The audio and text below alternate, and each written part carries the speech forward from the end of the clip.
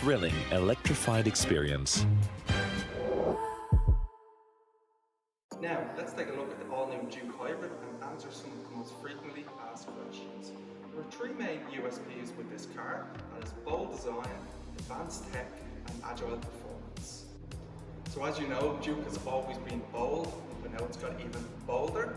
So it retains its iconic shape and design, but now it also features the unique front grille, it has the hybrid badging, it also has the new Nissan brand logo, and it also has new alloy wheels.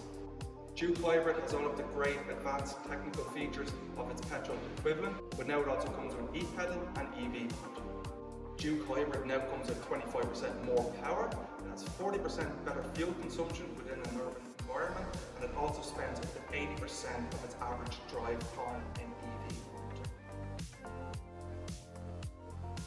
So, the Juke Hybrid is made up of a 1.6 ICE petrol engine, a 1.2 kilowatt battery, and it also has two motors. The car can be driven by the ICE, it can also be driven by the battery, or it can be driven by a combination of both.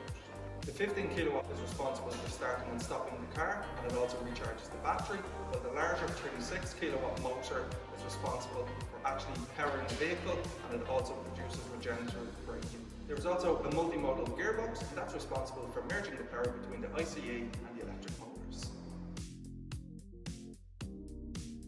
Yes, absolutely. Juke shares its platform with the Renault Captur, and it does also share the same hybrid components, but Juke has been specifically fine-tuned to suit its own distinct character and personality, and this includes fine-tuning the driving modes as well as the integration of the e-pedal. Yes, the Nissan Juke does have EV mode which can be activated. What's more, the Nissan Juke will always start in EV mode, and it can stay in that mode up to speeds of 55 kilometers.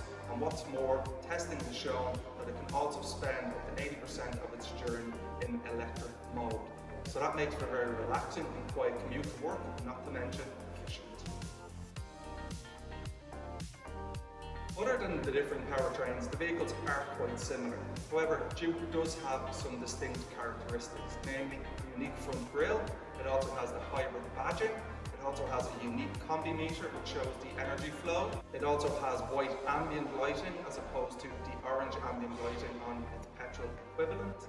And on the Juke N design, it now comes with new 19-inch aerodynamic wheels that are very similar to Aria. There's also an EV switch, and as previously mentioned, e-pedal.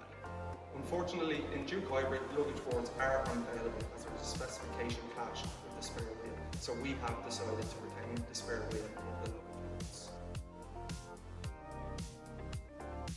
Not quite, there are some differences. Juke Hybrid doesn't come in XE and SV, so it only starts at SV Premium, and then it has the two top-end grades, which are N Design for personalization and SVE for technology. So the 1.2 kilowatt battery pack is located underneath the floor in the boot, so it does marginally reduce the boot space. However, inside the cabin, you have all of that great interior space that you get in the petrol equivalent.